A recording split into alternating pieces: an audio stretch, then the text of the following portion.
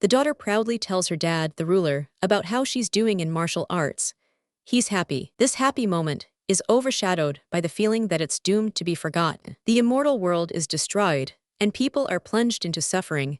A hand reaches out to the falling girl. Overcome with despair, the girl watches the extermination of her people. Amidst the chaos, her heart fills with hatred, and she decides to survive at any cost. She vows to take revenge on those who destroyed her family by spilling their blood. The action moves to a peaceful mountainous region in the country of golden jade. Two men stand over a woman's body.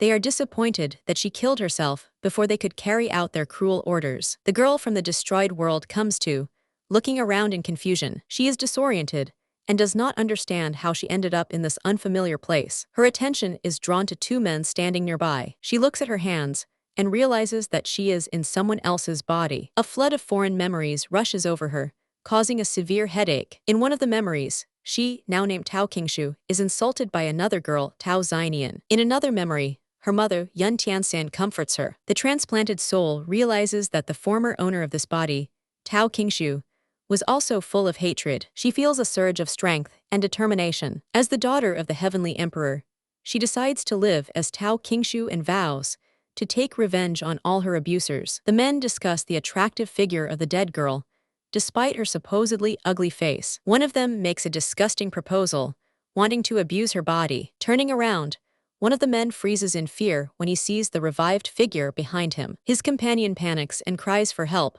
mistaking her for a ghost. The frightened man begs for mercy, confessing that Tao Xianian hired them. Tao Qingshu finds the situation amusing, but she is interrupted by someone's voice. A handsome man watches the scene, surprised that a novice in martial arts has defeated two strong opponents. He tells his companion that he wanted to intervene, but she did not give him the opportunity. Tao Qingshuo senses the stranger's power and is glad that their paths did not cross. She realizes that martial arts skills are valued in this world and decides to become stronger as soon as possible. At the back gate of the Tao residence, someone is being forcibly thrown out onto the street. The servant scolds the woman for seeking medical help, considering her unworthy. The woman, Yun Tianxian, is trying to find help for her son, Tao Junyan, while her husband is also seriously ill. She decides to beg her husband's second brother, Tao Tianxian, for help. Yun Tianxian kneels and begs Tao Xianian to let her see the divine doctor. Tao Xianian ruthlessly orders the servant to throw her out. The servant drags Yun Tianxian away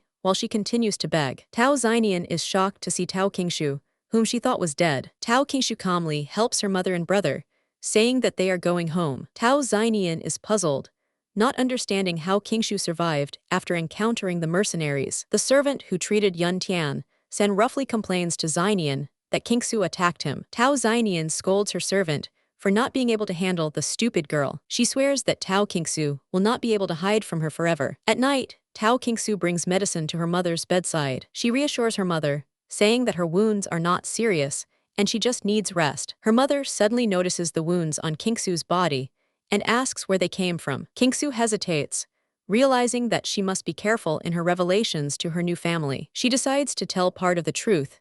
Tao Xianian sent people to harm her. Her brother, Tao Junyan, is furious and wants to take revenge immediately. His mother stops him. She tells him to listen to his sister until the end and asks what he can do against them. Junyan blames himself, believing that his eye injury, inflicted by Tao Wenbin, was the reason for his sister's bullying. Qingshu realizes in anger that Tao Xianian's family is behind all their suffering. She calms her brother, assuring him that she is fine and will take revenge in due course. Their mother is confused and asks how Qingshu was able to defeat the servant and inquires about her martial arts skills. Qingshu struggles to find the words, unable to admit that she is an imposter from another world. She lies, claiming that she secretly honed her skills in the mountains to avoid trouble. She anxiously waits to see if her mother will believe her. Her mother playfully scolds her for hiding such a big secret. Qingshu is relieved to realize that her deception has succeeded. After her mother calms down, Qingshu decides to check on her father. She goes to the east wing, where her new father, Tao Tianyuan, is resting. She sees her father, Tao Tianyuan, seriously ill in bed. Having previously checked her mother and brother's pulses and discovered the poison, she now wonders if her father has also been poisoned. She examines him and is horrified to discover not only poison, but also severe internal injuries, broken meridians, and a damaged dantian. The diagram explains the levels of mastery in the martial arts of this world. The memory shows that her mother was once an 8th rank martial arts master, but lost all her skills. Another memory shows how Tao Wenbin wounded her brother in the eyes, and how the poison is slowly weakening him. Looking in the mirror, she realizes that her new body is also poisoned in order to destroy her entire family. She stands by her father's bedside, making a silent promise to him. Having failed to protect her father in her past life, she vows to protect this new family at all costs. The next morning, trouble comes to their courtyard. Tao Xianian appears with guards, demanding that Tao Qingshuo come out. Yun Zixin comes out to her niece, asking what she wants. Tao Xianian complains that her servant was beaten, and she cannot let it go. She declares that since Yun Zixin cannot control her daughter,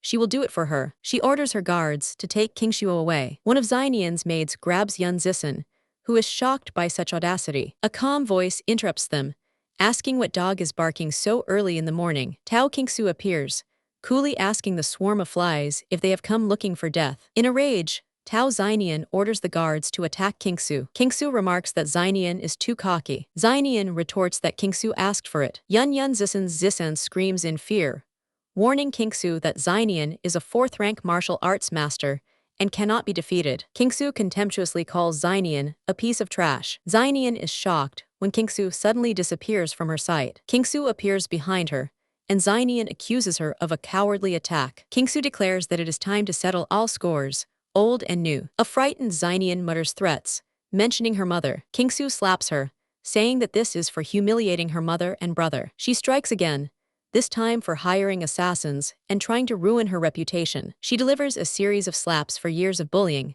for going too far and coming to her home with threats. Qingsu orders Xianian to take her 4th rank master and get out. Her brother Junyan is amazed by her newfound strength and fighting skills. Qingsu smugly tells him that this is far from her full power. Their mother is horrified by the consequences, warning that Xianian's family will not let this go, and begs Qingsu to run away. Qingsu reassures her mother, promising that they are safe with her. She tells her mother that she is still weak, and that they had better return home. Left alone in her room, Qingsu sits in front of the mirror. She notices that the poisonous spot on her face has lightened, and assumes that the healing is related to the fight. She finds it strange that the more she looks at this face, the more it resembles her own from her past life. She also feels an uncontrollable force inside her, and does not understand what is happening. She decides to focus on becoming stronger, expecting revenge from the Tao Xianian family. In Tao Tangxin's mansion, his wife, Aoyang Jaiku, is in her room. The second lady of the Tao estate,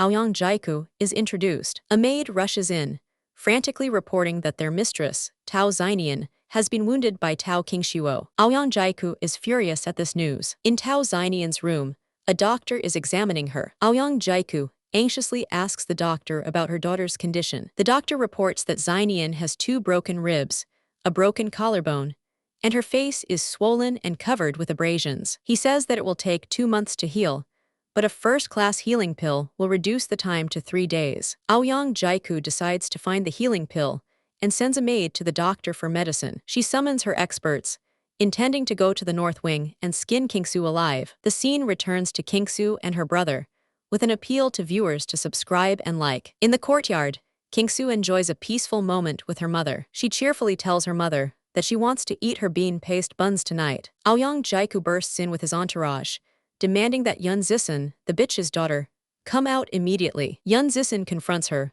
pointing out that Xianian attacked first. Aoyang Jaiku mocks her for her long tongue. She declares her intention to punish Qingsu as an example to her subordinates. Qingsu mocks her second aunt for bringing 4 4th rank masters against one girl, asking if she is afraid. Aoyang Jaiku contemptuously replies that she does not need to dirty her own hands. She orders her men to kill Qingsu. Qingsu sees this as a good opportunity to practice her skills. She quickly defeats the guards and asks her aunt how she did. Aoyang Jixu yells in anger that Qingsu is looking for death. Anger that Junyan Qingsu is runs out, worried that his sister is hurt. Qingsu, spitting blood, tells him she is fine and asks him to return to the house. Aoyang Jaiku offers to spare Qingsu's family if she dies. Junyan stands in front of his sister, telling his aunt to kill him instead. Aoyang Jai calls their brother-sister affection disgusting. Qingsu attacks her aunt. Aoyang Jai smirks, ready to kill her. When her aunt's strength almost overpowers her, Qingsu feels that this may be the end, but she does not want to die. A golden light envelops her as she unexpectedly uses the Guardian's Devil Palm, a technique from her past life. During the clash, Aoyang Jaiku feels her spiritual energy draining away with horror. She realizes that there is something strange and dangerous about her niece. Aoyang Jaiku's energy is completely absorbed, and she cries out for help as she falls apart. The scene shifts back to Tao Qingshuo's room. Qingshuo wakes up and immediately asks about her mother and brother. Her mother reassures her, saying that they are fine and that she has given Junyan a first-class healing pill for his wounds. Qingshuo ponders the mysterious power within her that has preserved Aoyang Jaiku's spiritual energy without damaging her own meridians. She is amazed that by absorbing her aunt's energy, her cultivation level has jumped from below first rank to 7th, and the poison in her body is weakening. The next day, she goes to the market. She is full of optimism and hopes to find a way to cure her father in the bustling market. A merchant beckons to customers, offering his goods for 3 copper coins. A handsome man from the forest, who is nearby, warns someone to be careful. He accidentally bumps into Kingsu, who apologizes for the incident. He recognizes her and says that nothing terrible has happened. Kingsu experiences a feeling of déjà vu, thinking she has seen this man somewhere before. She begins to ask him if they have met before. She is interrupted by the merchant, who demands that she either buy what she is holding or put it back. The merchant, a small child, repeats his demand in a cute, distorted language. Then the child dreams of being hugged by a handsome aristocrat instead. Kingsu looks down and finds a small pot in her hands, wondering what it is. She is confused, not understanding how it got there. To her horror, rid of the she mysterious looks around for the pot. Resigned to her horror, rid of the she mysterious looks around for the pot handsome man, but he is already gone. She remembers that the aristocrat's hands and body were very cold and wonders if he is ill. She dismisses the thought for now, as she has other things to do. The aristocrat's companion recognizes Kingsu as the girl who killed 2 men. The companion is surprised by her rapid progress and notes that she does not seem to recognize them. The aristocrat notes that he felt warmth from her. The companion is confused and asks why his master, who never lets anyone get close to him, hugged the girl. He pesters his master, asking if he took a liking to the ugly girl, but the master walks away, ignoring him. Back home, her mother gives Kingsu a box of jewels, suggesting that she pawn them, as the family urgently needs money. Kingsu promises her mother that she will return the jewelry one day. At the pawn shop, she asks the owner for 100 gold pieces for the jewelry. Another customer mocks her, recognizing her as the ugly trash from the Tao family. The man, Kun Pengfei, mockingly asks where her trash brother is, saying that his fists are itching. Kingsu retorts, calling him a dog of the Aoyang family and asking if his owner has fed him. Enraged, Kun Pengfei lunges at her. A new person appears, wondering what the commotion is about. The crowd recognizes the newcomer as the beautiful genius, Xin Menjiao. They admire her for reaching the 8th rank of martial arts master at such a young age. She is also praised as the only user of the fire element in the country in recent years. Xin Menjiao turns to Kun Pengfei, asking who offended him at the pawn shop, as he looks so ruffled. The pawnshop owner gives Kingsu her 100 gold coins. Xin Menjiao recognizes Kingsu as the young lady from the Tao family. She claims to be a good friend of Xianian and offers to mediate, assuming that Kingsu is just angry. Kingsu curtly replies that it is none of her business. The crowd condemns Kingsu for speaking so rudely to the kind-hearted Lady Xin. Xin Menjiao begins to cry, addressing the 3rd prince about his fierce bride. The 3rd prince steps out of the carriage, asking who she is. He calls Xin Menjiao an annoying bug that sticks to him. He declares that he never recognized their engagement. Kingsu agrees with the prince, saying that she can only blame herself for not being beautiful enough to appeal to dogs or cats. Xin Menjiao defends herself to the prince, claiming that Kingsu has always been backward and ignorant worthy of his anger. He then comforts Menjiao, telling her not to miss the dinner he has prepared especially for her. Menjiao claims that she only wanted to convince Kingsu to be kinder. Kingsu sarcastically offers to help the noble Kun as a good deed. She uses her powers to take silver from the pawnshop and scatter it on the street as alms. The crowd rushes to pick up the money. In the chaos, Kun Pengfei is trampled. The 3rd prince and Xin Menjiao watch as the crowd fights over the money. Kingsu approaches Xin Menjiao with advice. She advises her to refrain from such useless and indecent acts, as the name whore is unpleasant to the ear. 3 days later, the story continues. Kingsu is in the Dao Mountains. She is gathering common herbs, knowing that her family cannot live on money from the pawnshop. She hears a strange sound from the nearby forest. She is shocked to see a 1,000-year-old ginseng, a mythical creature, and realizes that it is in danger. After defeating an 8th-rank black bear that was hunting the ginseng, she takes its precious spiritual soul. She comforts the little ginseng, telling it to go home, as the outside world is too dangerous for it. The little creature pulls at her clothes, as if asking for help. Kingsu hesitates, but she is curious. The ginseng leads her to a place TT that looks like a pill growing site for a high-ranking imperial pharmacist. She recognizes the powerful array seal. Touching it, she feels herself being drawn in by a familiar force. She struggles, feeling her energy drain away again. The spirit of the old man who saved her appears, with a small ginseng plant on his shoulder. Kingsu shudders and asks who he is. The spirit laughs from the bottom of the cliff, where his treasures are stored. He boasts of his former power, and how countless people begged him for a single pill. He introduces himself as Yealao, the flaming sage. He is angry at her sluggish reaction, complaining that he wasted a 6th-rank healing pill on her. Kingsu is stunned, realizing that she has been given such a rare and valuable pill. Yealao boasts that a 6th-rank pill is nothing compared to what he can still create. He cunningly offers to let him take over her body for improvement,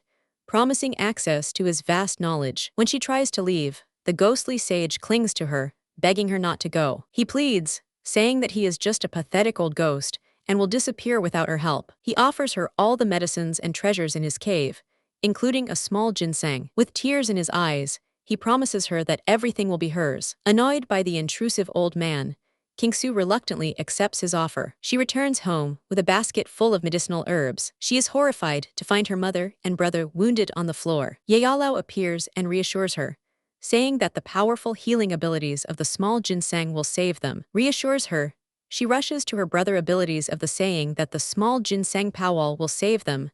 Junyan, who has already regained consciousness. He explains that their uncle came to take revenge on her for what she did to Tao Xianian and Aoyang Jai. Junyan says that their uncle also took their father, and Kingsu is horrified. In her mother's bedroom, Kingsu watches over her while she sleeps. She tells Junyan to stay and look after her mother, as her frail body will need more time to recover. She decides to bring her father back. At night, the elders of the Tao family gather at the Tao residence temple. The elders discuss Kingsu's recent actions, calling her disrespectful. Tao Tianshang, her uncle, feigns concern, noting that his brother is too ill to properly raise his children. He formally asks the elders to decide what to do with Yun Zisen and her daughter. Of the family, the other elders agree that Tianshang is a worthy example of a member of the Tao family. The elder then moves on to deciding the fate of Yun Zisen and Kingsu. A voice interrupts them, saying that there is no need for further discussion. The guard announces the arrival of the eldest daughter, Tao Kingsu. Kingsu offers to leave the Tao residence forever if her uncle releases her father. Her uncle feigns concern, suggesting that she simply apologize to her aunt. Kingsu points out that his concern has led them to live off pawnshops for years. She cynically dismisses the worthlessness of his supposed concern. Hearing this, the elders realize that the family has been through a lot. Her uncle tries to brush it off as a misunderstanding, but Kingsu insists that she only needs her father. She tells him that she will obey his order to stay, hinting at the consequences. Her uncle relents, saying he won't force her to stay because he's worried about her brother. He orders the guard to send her brother back to his courtyard, Beiyuan. In her father's room, Yealao and little Ginseng try to heal him. Yealao explains that Ginseng can only heal external wounds, not his severe internal injuries and poison. Kingsu desperately asks if there is any hope for his recovery. Yealao proudly declares that of course there is, for he is the great flame sage. However, he admits that he does not yet have enough energy and needs time to fully recover. Annoyed by the stares, he becomes angry. He reluctantly gives Kingsu the list. He boasts that the list contains the ingredients needed to cure her brother's eyes and neutralize the poison, which is a trivial task for him. A flash of light appears in Kingsu's hand, and she senses someone's presence. Her brother Junyan enters, saying that their mother is asleep. She assures him that their father is fine and invites him in. The next day, Kingsu goes to the largest auction house in the city. She identifies the Eastern Auction House as the largest in the city of coastal prayers. She believes that buying or selling here is the fastest way to achieve her goals. The commission department manager, Tong Yugui, asks what she would like to sell. She shows him the rare medicinal herbs she found in the Yealao cave. The manager is shocked,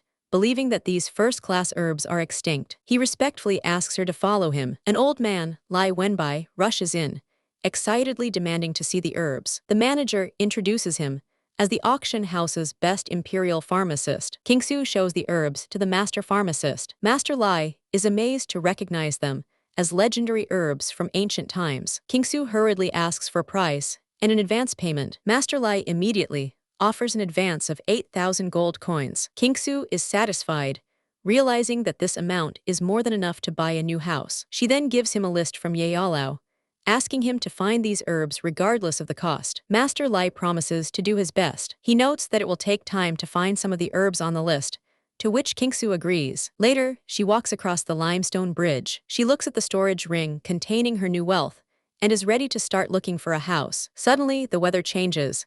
It starts to rain and she bumps into someone. She recoils, feeling a strong chill, as if she had hit an ice block. She sees the fallen man and apologizes, asking if he is okay. She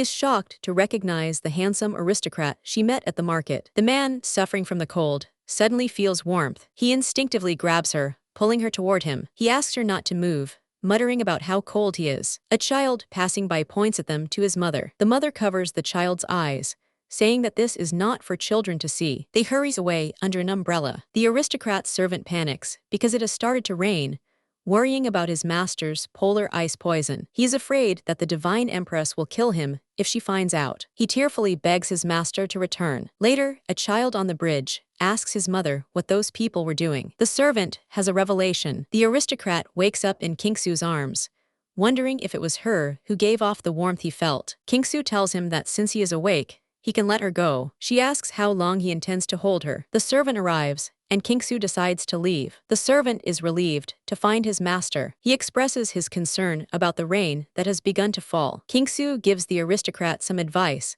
suggesting that a person with a cold should not run around so much. She adds that next time, he may not be so lucky to find a kind-hearted lady to warm him up. The aristocrat notes to himself that his illness cannot be cured by a simple hug. He reflects that he has searched everywhere for a cure, but never thought to look for a kind-hearted lady. His servant is perplexed, unable to believe what he has just seen. He cannot believe that his master is smiling at the girl. He doubts his own sanity, wondering if he has gone mad. He panics, thinking that his master has fallen in love with an ugly girl. A sign appears with answer options, asking what the servant should do. He decides to just wait and see what happens next. In the evening, mother that she has bought a new house, and that they can returning to the move north tomorrow court of the Tao residence. Kingsu happily tells her mother that she has bought a new house, and that they can move tomorrow. Her mother is surprised by such suddenness, and asks where she bought it. Kingsu playfully urges her mother to pack her things, promising to explain everything later. The next day, while packing her things in her room, she notices the fragments of the pot that she was forced to buy, and had already forgotten about. Among the shards, she finds a fragment with an inscription, recognizing it as the white smoke mirror. Her mother calls her to help with the packing. In Tao Xinian's room, her brother, Tao Wenbin, has returned from the academy. He is furious and demands to know who hurt his sister. Xinian tearfully tells him that it was Tao Qingshuo and begs him to help her. The scene shifts to Tao Qingshuo's new, luxurious mansion. She proudly shows her new home to her mother and brother. They are greeted by servants who introduce themselves and are ready to carry out their orders. A messenger arrives from the Eastern auction house with a message for the young lady. Kingsu tells her mother that she will be away for a short while. She arrives at a separate room in the Eastern auction house. Tong Yugui, the manager of the commission department, greets Ms.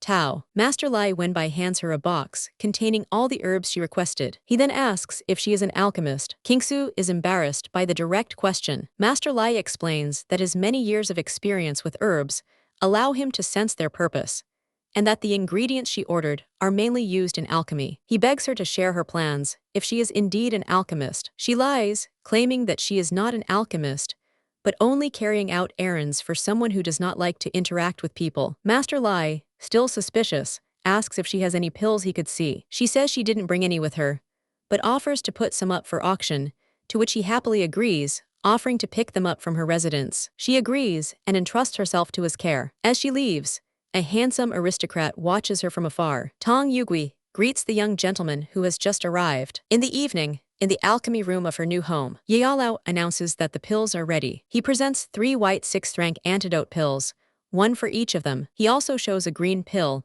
designed specifically to cure her brother's eyes. However, in order to make an antidote for her father, he needs to occupy her mind for refinement. He tells her that the stronger she becomes, the faster he will recover. Kingsu understands everything and thanks Yealao. Satisfied, Yealao says he is tired and is going to get some sleep. 2 days later, in their new home, Tao Wenbin arrives with his men, surprised that the ugly girl is living so well. He declares that even though she was expelled, he will make her pay for what she did to his mother and sister. Junyan comes out to meet Wenbin, demanding an explanation. He warns Wenbin not to cause trouble, cousin, and that it is not Junyan. Junyan retorts that he is doing better than ever, and that it is not thanks to him. Wenbin says he only came to announce a duel, not to fight. He takes out a jewelry box, which Junyan recognizes as belonging to his mother. Wenbin claims he found it at a pawn shop and wanted to do a good deed by returning it. Junyan demands to know what he is really after. Wenbin challenges him to a duel in 3 days at the Wuji Academy arena.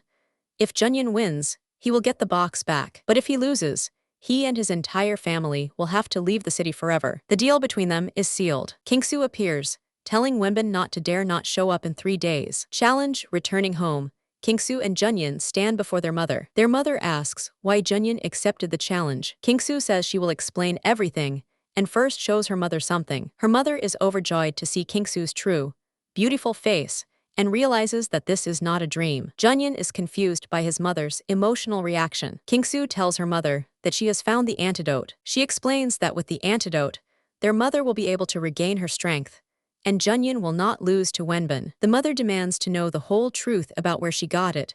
Otherwise, she will not take the antidote. 3 days later, in the Liang Pavilion at Kingsu's house, Kingsu compliments her mother, saying how beautiful she is. Her brother Junyan exclaims that he can see again. Their mother cries with happiness, saying that their days of suffering are finally over. She asks Junyan about his martial arts skills, and he confidently replies that he will not lose this time. A crowd has gathered in the arena, waiting for the fight. The aristocrat's servant complains that he has to watch the fight, knowing that his master does not like such events. He also wonders why his master has been wearing the same clothes lately. The aristocrat suddenly leaves quickly, and his servant rushes after him. Aristocrat from afar, her maid asks if she is all right. Menjiao is captivated by his beauty. She decides to follow him, dragging her maid along with her. The aristocrat notices Kingsu in the crowd. He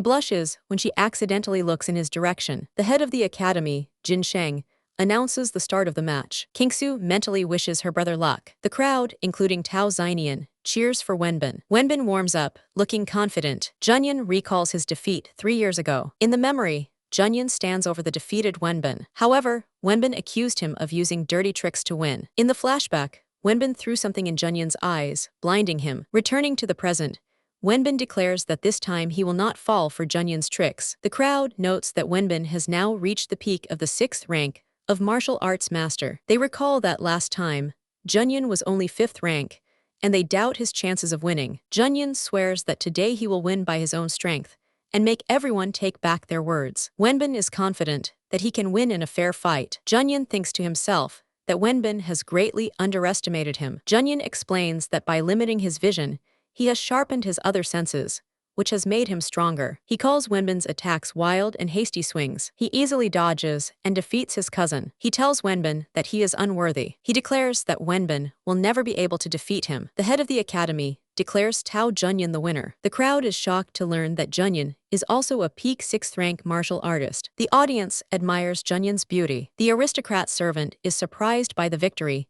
thinking that Junyan would lose. The aristocrat calmly replies, "Of course," noting that he is her younger brother. The servant teases his master about his growing interest in someone. The aristocrat slaps him on the forehead for being too talkative. Xin Menjiao notices the aristocrat again. She is delighted to have finally found him. She nervously hopes that he will like her. She approaches and introduces herself, but before she can say her name, he walks past her, followed by his servant, who begs him to wait. The crowd laughs, noting that even the most beautiful girl in town can suffer defeat. Menjiao's maid finds her. The maid points out that Master Wenbin has lost the fight. Menjiao calls Wenbin an idiot and decides to leave. Junyan proudly presents his sister with the returned jewelry box. He declares that he has returned their mother's belongings. Kingsu is proud of him, thinking that her little Junyan has grown up. The servant urges his master to come and talk to them, pointing to his reddened face. The aristocrat claims that there are too many people and seems embarrassed. Zin Menjiao observes the aristocrat's interest in Kingsu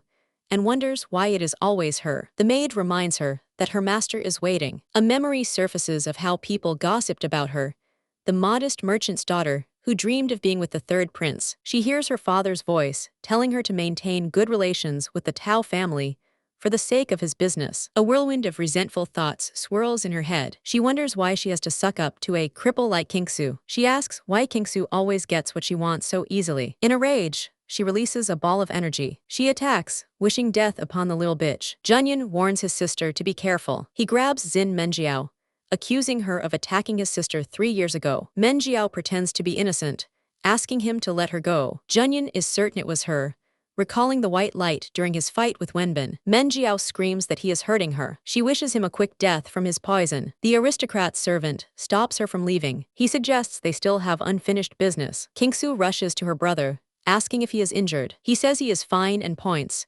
confirming that it was her. The aristocrat tells Kingsu that Junyan has been poisoned and will not survive until the antidote is made. Menjiao feigns concern, assuming that he was seriously injured during the battle. Kingsu demands the antidote from Zin Menjiao, promising to spare her. Menjiao denies her involvement. Kingsu intensifies her gaze, asking if she has the antidote or not. Menjiao is shocked, as her energy is absorbed by Kingsu. The crowd tells Kingsu to let her go, believing she has nothing to do with it. Kingsu silences them with a single glance. The crowd panics, shouting that a murderer is on the loose. They shout that Tao Kingsu is killing people. Kingsu tells Menjiao to give her the antidote immediately if she doesn't want to be crippled. Menjiao threatens that if she is killed, Kingsu will never get the antidote and her brother will die. Kingsu reveals that Junyan was only able to defeat him because his poison had already been cured. She adds that she did not bring the rest of the antidote with her, but it will be fine at home. Menjiao is shocked and cannot believe her ears. Kingsu declares that she will take Menjiao's accumulated energy. Menjiao gives in and takes out the antidote. Kingsu remarks that she is not so stupid after all. Menjiao's father,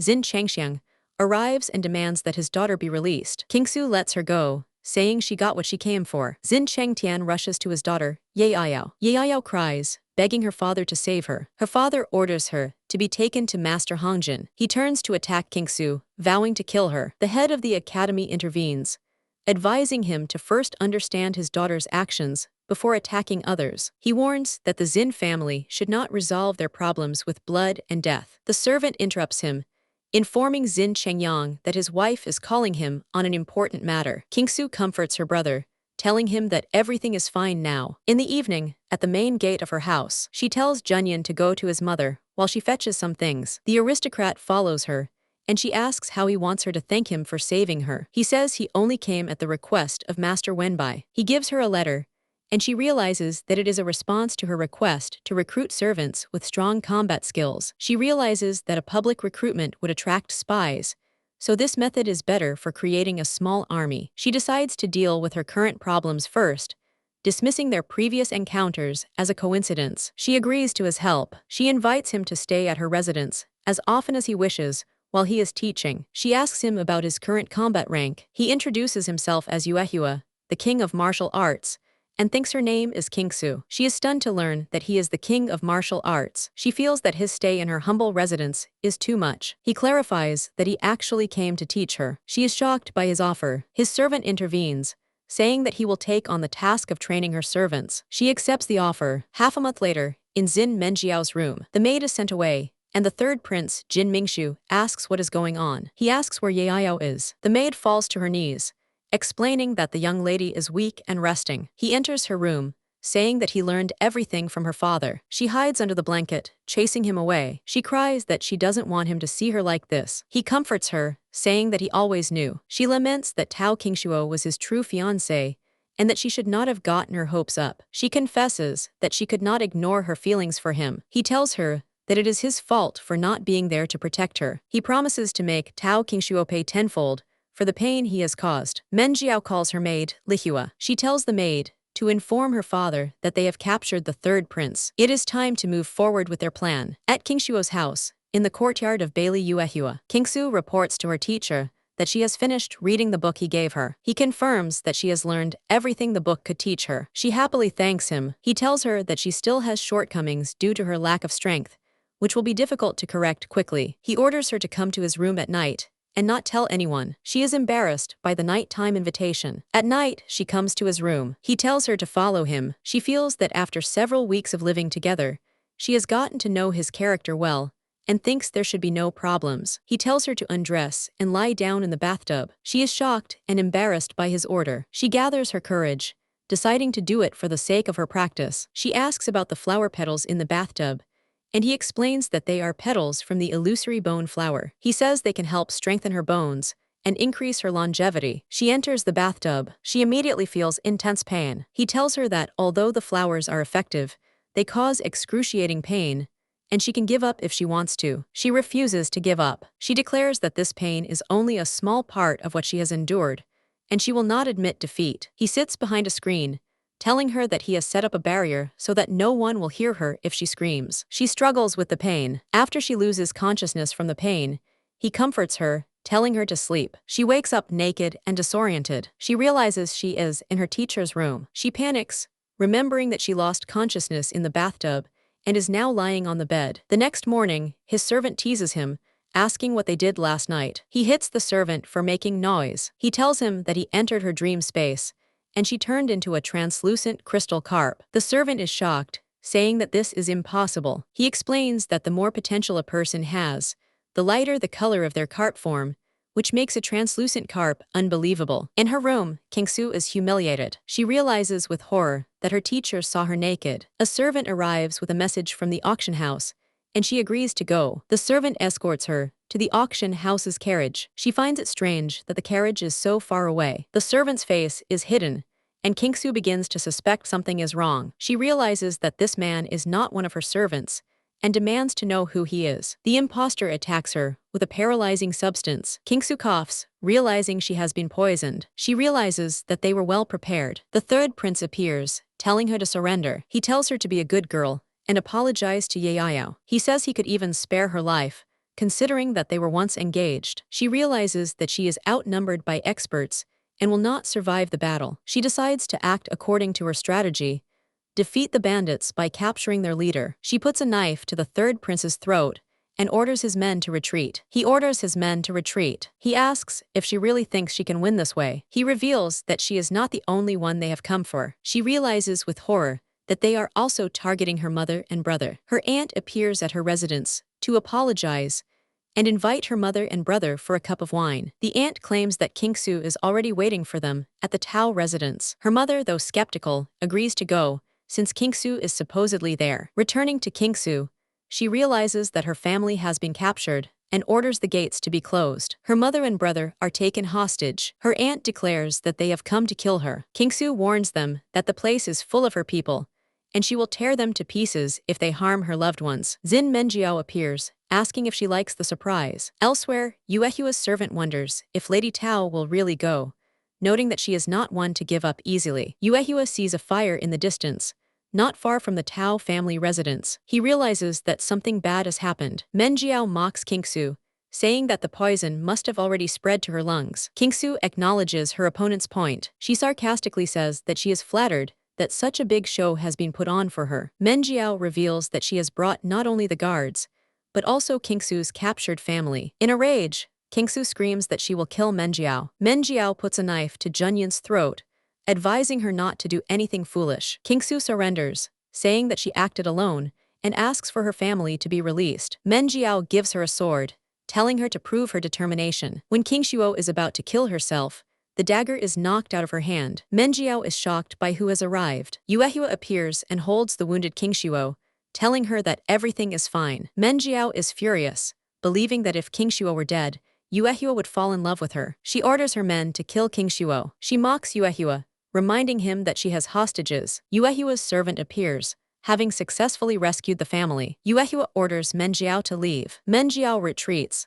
vowing to tear Kingsu to pieces one day. A mysterious figure watches, finding Kingsu an interesting person and a worthy friend. Returning to her room, Kingsu is confused by her feelings. She finds a letter on her nightstand. It is a document of admission to the academy. She realizes that after that night, Yuehua left without saying a word, leaving only the letter. She wonders where he has gone. Her mother and brother arrive, ready to go to the academy. They set off for the academy. At the entrance to the academy, they run into Tao Xianian. Xianian mocks Kingsu for daring to show up here. Junyan is angry, but Kingsu stops him, telling him not to mess with idiots. A teacher named Chen explains the safe way to the academy campus. The new students are thrilled by the huge tower in the sky. Kingsu watches as the others praise the tower. They are welcomed to the tower in the sky. An instructor named Lin Yuzhen explains the first stage of the entrance exam.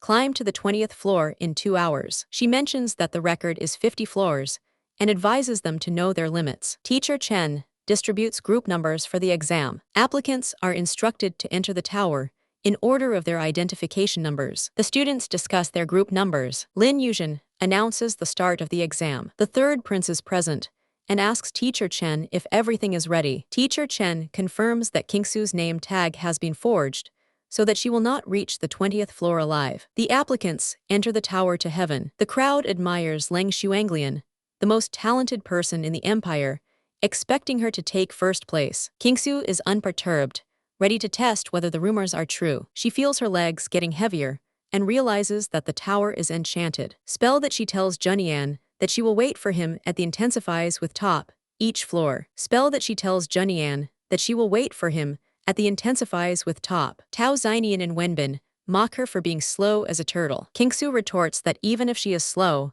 defeating them will be a piece of cake. Many students quickly reach their limit and give up. The instructors are impressed that Leng Xuanglian has already passed the 40th floor. Suddenly, they are shocked to see another person appear high up in the tower. Lin Yuzhen is amazed, saying that this hasn't happened in a long time. She rushes to inform the elders, confident that these two children will become key disciples. Teacher Chen is concerned, knowing that although Kingsu is talented, she has offended an influential person. On the 40th floor, Kingsu notes that the pressure is more than 5 times stronger than on the 30th floor. She wonders what it is like on the 50th floor. She decides to use this opportunity to test her own strength. Teacher Chen is horrified that she is still climbing. Fearing the wrath of the third prince, he decides to intervene. He brings the gravity spell to maximum power. On the 45th floor, Kingsu is struggling to breathe, feeling enormous pressure. Her organs are damaged, and she feels that the pressure is too strong. She knows that it will be impossible for her to reach the 50th floor if she continues to push herself like this. But she refuses to give up now. She declares that a measly 50 floors won't stop her. Teacher Chen is shocked to see that she is still walking, even at the cost of her life force. The elders watch, one of them noting that she is stubborn as a rock, but at the limit of her abilities. Suddenly, the pressure disappears, and she feels light. She wonders if her level has risen. She feels that heaven is on her side. 2 hours have passed, and the applicants leave the tower. It is time to announce the highest score. In second place is Leng Xuanglian with 45 floors. The crowd is shocked that the most talented person only took second place. First place is announced, Tao Qingshuo with 51 floors. The crowd is amazed by the unknown Tao Qingshuo. Lan Xuanglian is stunned that someone has passed the 50th floor. The elders declare her a genius, and one wants to take her as his first student. The elders begin to argue, each wanting to take her as a disciple. The argument escalates into a fight. The third prince is furious that Master Chen has failed, and Qingshuo is still alive. The fighting elders are interrupted. The head of the academy appears, telling them to wait for the final results before making any decisions. He asks the masked figure next to him if he senses anything. He hints that Master Chen is becoming more and more capable, and his time at the academy may be short. Kingsu congratulates her brother on passing 29 floors. He smiles, pleased with his result. He notices someone in the crowd and points them out to his sister. Kingsu is stunned, wondering if it is him. The crowd recognizes her as the record holder and congratulates her. She pushes through the crowd to get a better look. The man with pink hair introduces himself as Jin Minyuan and asks to be friends. She tells him she is not interested in friendship. He apologizes gracefully. He says he is sure they will have a chance to meet in the future, since they attend the same school. Junyan catches up with her sister. She asks if he has found Brother Yuehua, but he says no. She waves it off, saying it doesn't matter, and they head to the second stage. Lin Yuzhen explains that the second stage is a mirror illusion spell. The illusions will be very real, and if their hearts waver, they will be lost forever. To pass, they must hold out for 1 hour inside the spell. The second stage begins. Kingsu finds herself in a dark, threatening place. She is confident that this kind of illusion cannot defeat her. The scene changes to a beautiful, peaceful field. An old woman, her nanny from her past life, reaches out to her. The nanny comforts her, saying that the emperor and empress are waiting for her. Her mother and father from her past life call out to her. She cries, telling them about a terrible dream where they were not there, and she was all alone. The nanny assures her that they will always be together. She remembers the dying words of her mother from her past life, telling her that she must live. She apologizes and turns away from the illusion of her past. The nanny asks what happened. Kingsu acknowledges how beautiful the illusion is, but knows she cannot return. She falls away from the illusion, accepting that she can never return. She steps out of the illusion and sees Yuehua, who says he has returned. He explains that after leaving, he realized that being her teacher was not what he really wanted. He admits that he wants more than just to be her teacher. He asks her to go with him. She realizes that this is still part of the illusion. The illusion of Yuehua, now wearing a mask, says that she does not trust him. She calls his acting poor, claiming that her real teacher would never have done such a thing. The illusion claims that it is created from her deepest desires. The real Yuehua, watching from outside, senses that something is wrong. The illusion admits that it has been occupying a place in her heart for some time. The illusion hugs her, saying that she cannot escape. Lin Yuzhen, the instructor, is shocked by what he sees. Kingsu is confused, wondering why he appeared there. She wonders if she really has such feelings for him. She hears a familiar voice calling her name. The real Yuehua, wearing a mask, is already there and tells her that she has passed the illusion. She panics and asks him not to come near her. Lin Yuzhen is stunned that someone has forcibly broken out of the illusion, calling it unheard of. She is shocked again as another person breaks out. Lan Shuanglian appears, asking if she was the first this time. Lin Yuzhen tells her that she is in second place, as another examinee broke the illusion before her. Shuanglian correctly guesses that it was Tao Qingshuo. In Qingshuo's mind, her angelic side says that it is wrong to have feelings for her teacher. Her devilish side insists that attraction is natural, and that she should be with him if they like each other. They argue, and her devilish side warns her that someone else will take him away. Kingsu is upset, not knowing how to look him in the eye now. Lan Shuanglian approaches her. She introduces herself and declares that next time she will be first. Lin Yuzhen announces that 33 examinees have passed to the next stage. The head of the academy interrupts her. He announces that the third stage will be against 100 beasts, not 50. The students are outraged, complaining that this year's test is much more difficult. The head of the academy explains that this is out of respect for this year's outstanding examinees. The students complain that there have been outstanding examinees before, but the test was not changed then. They blame Tao Qingshuo. They are unhappy that they are stuck with her. They begin to shun her, wishing she didn't exist. Kingsu wonders what these people are up to. Lin Yuzhen explains that there are no restrictions. They can fight alone or in groups. The exam will end when all 100 beasts are killed, and anyone who loses consciousness will fail. Kingsu knows that fighting 100 beasts is too difficult. She realizes that the test is not only about combat skills, but also about the ability to rely on others. She sees other students gathering together and begins to suspect something is wrong. They conspire to set all the beasts on her, believing she deserves it for her talent. Lin Yuzhen orders everyone to proceed to the battlefield. Kingsu decides to give 120% at this stage. She knows that the slightest mistake could endanger everyone around her, and sees no other way out. She tells Junyan that they should split up as soon as the battle begins. She prepares for battle. The examinees gather in the beast arena. Lin Yuzhen announces the start of the third stage. The beasts' defenses will be reduced, but their attack power should not be underestimated. Points are awarded for the number of beasts killed. They can call on their teachers for help, which will save their lives but lead to failure in the exam. The battle begins. The observing elders notice that all the beasts are moving in the same direction. Understand, the head of the academy identifies Tao Qingshuo as the target. Understand, he reflects that standing above everyone else is quite lonely. Kingsu is surrounded by beasts. She fights as they continue to arrive. She knows she won't last long. Lan Shuanglian appears, telling Kingsu that this time she will be first. She begins to kill the beasts, preventing Kingsu from scoring points. The third stage is over. Lin Yuzhen congratulates them on their admission to the academy. Lang Shuanglian is the winner of this stage, and Tao Qingsu is second. Qingsu congratulates her rival. The elders resume their argument, now all wanting to see Tao Qingsu as their disciple. They mock each other for previously calling her weak and useless. The head of the academy stops their fight. He announces that he has decided to take Tao Qingsu as his disciple,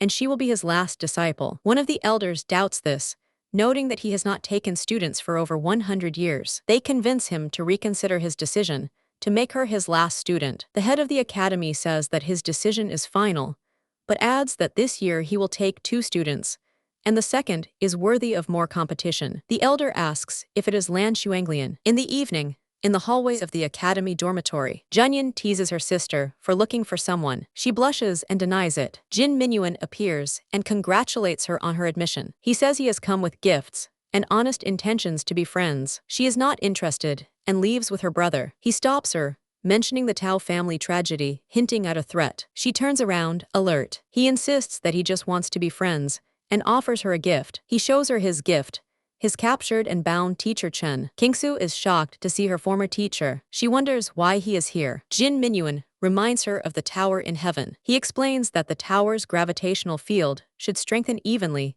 unless someone with malicious intent interferes. This would be a way to kill someone, in a way that would be difficult to prove. He reveals that if the head of the academy had not noticed and intervened, she would have died. She realizes that the academy is not free from corruption. Jin Minjuan plays with teacher Chen's belt, suggesting they have some fun. Teacher Chen admits that the third prince forced him to do it. Qingsu realizes what a cunning villain Jin Mingxiu is. Jin Minyuan offers her a vial of poison, saying that he has already poisoned teacher Chen, and she can choose whether to treat him or not. She knows that even if she cures him, he will still die. She asks the 8th prince directly what he wants from her. He laughs, praising her for her quick wit. He reveals his hatred for his third brother and offers an alliance. She agrees that an extra ally won't hurt. He is pleased. He tells her something else. He says that the antidotes she gave her family are useless. At night, King Shuo sits by the window, reflecting on the events of the day. She realizes that the academy is full of corruption and people with evil intentions. She feels that she is still too weak. She vows not to lose anything else. The next day,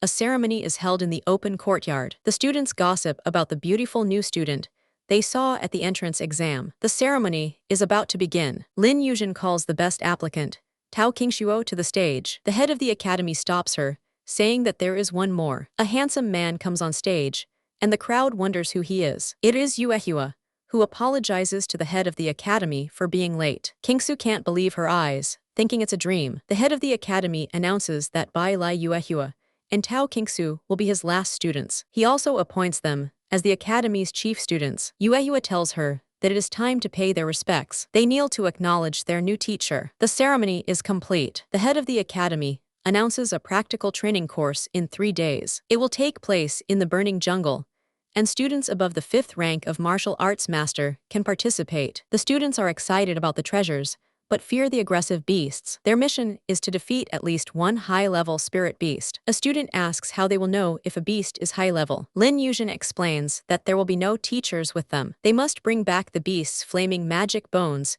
to determine their level. She demonstrates a 2-star magic bone, explaining that the 5 levels correspond to the beast's strength. She announces a competition.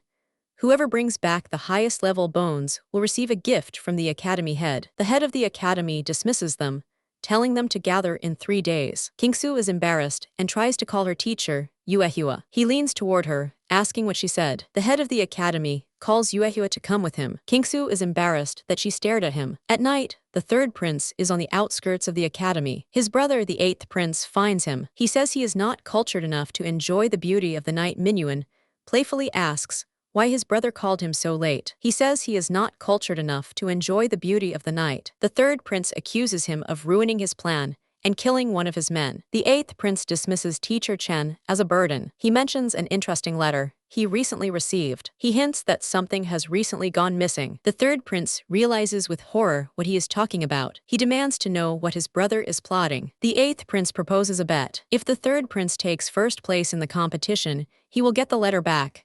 If he loses, he will give the 8th prince the pill of rebirth. The 3rd prince grabs him, threatening to use other methods. The 8th prince warns that the letter may accidentally end up on their father's desk. The 3rd prince asks if he is threatening him. The 8th prince feigns innocence. He advises his smart brother to follow the rules of the game. The third prince reluctantly agrees. The eighth prince leaves, satisfied. The third prince plots, thinking it would be easier if his brother weren't around to enforce the rules. At night, Kingsu trains in the backyard. 3 days before her departure, she is determined to become stronger. Yuehua watches her, thinking how beautiful she is. Suddenly, his servant appears, startling him. The servant thinks he heard someone's name. He dismisses it, thinking he imagined it. He apologizes to his master. Yuehua takes him away for a serious talk. 3 days later, at the entrance to the burning jungle, the students are given glowing spheres. These are return spheres that will teleport them back if crushed. The teacher tells them to be careful and put their safety first. Kingsu decides to keep this important item. The teacher opens the barrier, and the training begins. They enter the burning jungle. Jin Minyuan calls out to Lady Tao, waiting for her. Kingsu recognizes the eighth prince. He suggests they form a team, introducing his powerful assistants. He suggests that together they could even take first place. She agrees, thinking that the more the merrier. One of the prince's assistants protests, saying that her level of proficiency is insufficient and she will slow them down. Junyan gets angry, but Kingsu stops him. She calmly says that for a prince surrounded by talented people, this is normal thinking. She says there is nothing wrong with avoiding those who follow a different path, and says goodbye to them. The eighth prince stops her. His assistant complains that she has ruined his plan. Kingsu points her brother in a different direction. The brother notices that there are almost no people or spiritual beasts on this path. She explains that a path with a lot of people is not necessarily better, and she would not be here if there were only low-level beasts. Junyan hears a rustle in the bushes. Kingsu reveals that she knew the eighth prince was following them. He appears, praising her for noticing him. He says that they seem to agree on their choice of routes. He explains that powerful spiritual beasts are territorial, so the absence of low-level beasts means that there is a powerful beast nearby. Beasts are, she claps her territorial hands in agreement. Beasts, but means that there is a powerful beast nearby, sarcastically reminds him that weaklings have no place in his company. He apologizes, saying that they have lost all sense of shame. They decide to go together. Yuehua and his servant watch from the bushes. The servant calls his master a stalker. He complains that the eighth prince is jumping around her. Yuehua hits him. Meanwhile, the third prince receives a message from the hawk. He smiles, pleased that his goals have converged. Xin Menjiao is with him. She asks him to let her in on part of his plan, as she has her own score to settle with Kingsu. He agrees, saying she can do whatever she wants. She crumples up the message, vowing that if he can't have it, neither can Kingsu. She thinks to herself that Kingsu was born a commoner. Kingsu's group obtains a 3-star magic bone. The prince's assistant, who was previously arrogant, apologizes for his behavior. Kingsu warns everyone to be on guard, as a pack of demon wolves has been attracted by the blood. The prince recognizes the White Wolf King. These wolves are 100 times stronger than normal wolves. Kingsu orders everyone to prepare their return spheres. A mysterious figure appears, ordering the wolves to tear them to pieces. Yuehua's servant asks if he is okay, as it has started raining again. Yuehua, shivering from the cold, orders him to stay away. The servant is panicked, as his master is having a relapse of cold poison. Yuehua says he has already taken 2 antidotes, but they have not yet taken effect. The servant leaves to find a dry place. He orders his master to stay put. Yuehua realizes that he has run out of antidotes. After the battle, Zhenyang is exhausted, but glad that the wolves retreated at dawn. Kingsu checks on the eighth prince. She apologizes for not being able to protect his 2 friends who died in battle. He says it's not her fault. They knew the price they would have to pay. He notes that the wolves seemed fiercer than usual. Kingsu agrees, suspecting that they were being controlled. She admits that she has no proof, only a hunch. She tells him to rest and take his medicine. He is shocked to see that she is giving him 6th-rank healing pills. She explains that she made them herself, and that they will help restore his energy. The prince humbly admits that this is the first time he has eaten such valuable pills. His remaining assistant reports that the coast is clear. The mysterious beast tamer is pleased that the battle is over, and now turns his attention to his treasure. Somewhere in the jungle, Xin Menjiao asks the third prince if he has received bad news. He is beside himself with joy, saying that he has not seen his brother so devastated in many years. He promises Menjiao that as soon as he becomes crown prince, she will become his wife. She ponders the idea of becoming the most powerful woman in the world. She decides that it doesn't matter who he is, as long as he can give her what she wants. They decide to kill the survivors themselves. Kingsu's group makes its way through the jungle. Junyan asks his sister to stop treating him like a child. She playfully agrees, telling him to watch his step. He asks her to stop worrying so much. The eighth prince suddenly shouts, warning of something behind Junyan. A giant snake attacks Junyan, but he says he can handle it. Aid! The prince identifies the creature as a poisonous destroyer snake, which travels in pairs. He concludes that this is a female, which means the male is somewhere nearby. Kingsu realizes that in their exhausted state, they cannot win in a head-on attack. She knows that their only way out is to teleport. She tells Junyan to prepare his return sphere. She orders him to use his. The prince's assistant's return sphere is stolen. The prince realizes that the sphere is melting from the snake's venom. The assistant tells the prince to leave without him. Kingsu jumps to help him. The assistant apologizes to her for losing his return sphere. She tells him not to blame himself, and that they need a two-part plan. She says she saw a silhouette in the trees when she jumped. The beast tamer is in the trees, inciting the snake to kill them all for better prizes. Kingsu attacks, finding the beast tamer. The prince notices that the return sphere is melting from the snake's venom. His guard tells him to leave without him, but the prince replies that they must find a way to survive. Kingsu attacks, asking her brother if he is okay. The guard apologizes to her for losing his return sphere. She tells him not to blame himself, and that they need a two-part plan. She says she saw a silhouette in the trees. The beast tamer in the trees, inciting the snake to kill them all. Kingsu attacks, finding the beast tamer. The prince shouts that he is controlling the snake. The beast tamer laughs, thinking they are naive. He launches a new attack. He stands with his giant snake, calling Kingsu a lovely child. The guard notices that the prince has been poisoned. He orders the guard to stay put. The prince decides he cannot let anyone else die. The guard decides he must find help. He decides to find him and beg for help. Elsewhere in the jungle, Yuehua moves quickly, realizing that the rain has dulled his senses. He senses trouble in the direction of Kingsu. He knows he must get there as soon as possible. The beast tamer says he prefers struggling prey to easy prey. The third prince and Xin Menjiao arrive. The prince greets his younger brother. The eighth prince recognizes his brother as the organizer of the attack. The third prince mocks his weakened state. He says it hurts him to see his brother so weak and trembling. He holds a pill, saying he can't bear the thought of his brother being killed. He forces the pill into his brother's mouth, saying it will cure him. The eighth prince asks what he has been given. The third prince explains that it is an antidote to snake venom, but with an additional ingredient that will cause excruciating pain. He offers to skip the torture if his brother hands over the letter. He orders his men to bring the assistant. The eighth prince is shocked to see his assistant in front of him. The third prince reveals that the assistant lured him into a trap. The assistant apologizes profusely to his master. The third prince offers to rid him of the traitor. He tells his brother that there is still a lot of fun ahead. He brings out the unconscious Kingshuai and asks Menjiao how she is. Menjiao reports that she is unconscious and unresponsive. He tells her not to worry. He says there are ways to wake her up. He suggests that pain is always a good medicine. The eighth prince demands to know what he is doing. The third prince suggests starting with her eyes. The eighth prince gives in, shouting that he will give him everything he wants. He begs him not to touch her. The third prince is about to gloat, but King Shuai appears behind him with a knife to his throat, saying that he seems to like it. She stops the giant snake with her power, warning him not to take any rash actions. She holds him hostage. After escaping, the eighth prince says that they can rest safely here. Kingsu immediately approaches the captured third prince, demanding the antidote. She throws him to the ground. She warns him that, although she is not in the mood to cut him, she has other ways to make him cooperate. He suggests she try. She informs him that she has decided to use another method. She says she is well-versed in the preparation of supplements. She shows him a 6th-rank vitality supplement made from rare ingredients. She explains that for a healthy young man like him, this supplement is poison. It will cause his body to rapidly absorb energy until his organs explode, but its healing properties will keep him alive in agony for 3 days and 3 nights. He accuses her of lying, saying that Jin Minyuan will die with him. She forces him to swallow the pill to prove her point. She tells him that the eighth prince is no longer his concern. While he writhes in pain,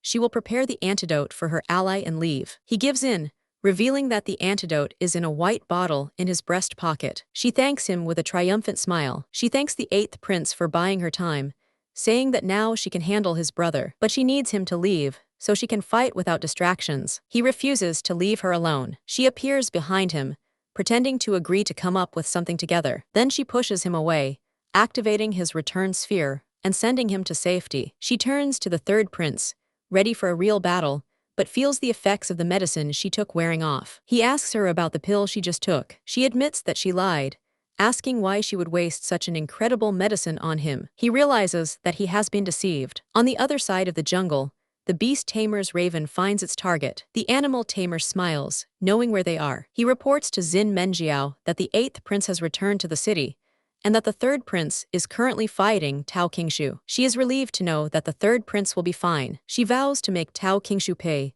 and not let her die until she gets there. They set off to help His Highness. The 3rd prince can't believe how much power Qingshu has gained in such a short time. He asks if she really plans to defeat him with her bare hands. She is surprised that he is still conscious after the blow, which was 3 times stronger than her usual strength. Her kick feels like hitting a rock, and he is unharmed. He laughs, saying that she would never have believed that such a day would come. He promises that there is still a lot of fun ahead. He moves at incredible speed. She realizes that he is already 5 times stronger than before. He takes out a legendary divine artifact. She recognizes the sphere of the wandering sun and moon. She recalls the legend that it greatly increases the user's speed and strength, and grants immunity to attacks from those 10 levels below. He reveals that it has another use. She finds that she cannot move. She struggles, and finally regains her ability to move. He is surprised that she is still conscious. He throws her to the ground. Coughing up blood, she waits for the medicine to take effect. She tells him that he is pathetic. She repeats her statement,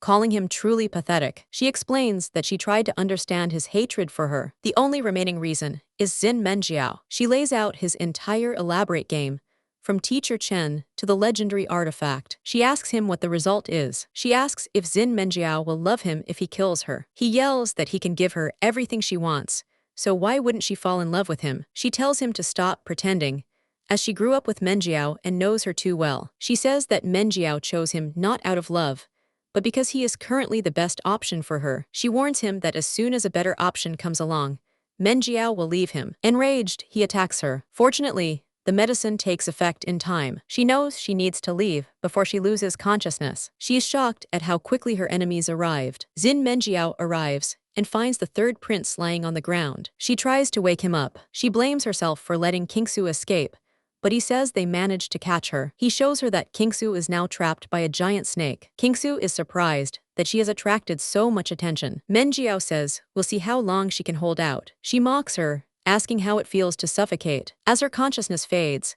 Qingshu wonders if it is a dream or a deathbed hallucination. Yuehua appears, holding her in his arms and asking if she is okay. She realizes that it is really him. She says she is fine, just a little tired. She loses consciousness. Yuehua tells little Ginseng to focus on treating her, saying that he will be back soon. The little Ginseng resolutely agrees. Yuehua turns to face his enemies. He says that this score will be settled sooner or later. Menjiao realizes that the 3rd prince is no match for him. She decides that she cannot die here. Yuehua stops her from escaping. He tells her that he is not going to let her go this time. The 3rd prince claims that he was the one who wounded Qingshu, and that it has nothing to do with Menjiao. Menjiao begs him not to do this, saying that he cannot defeat Yuehua. The 3rd prince offers himself in exchange for her freedom. Yuehua tells him that he has no right to make demands. The 3rd prince kneels and begs him. Menjiao is moved to tears, realizing that he has knelt for her sake. Yuehua says he does not need his dignity. He says he will pay with his blood instead. He strikes himself. Menjiao screams at him to stop. He tells her he has no regrets.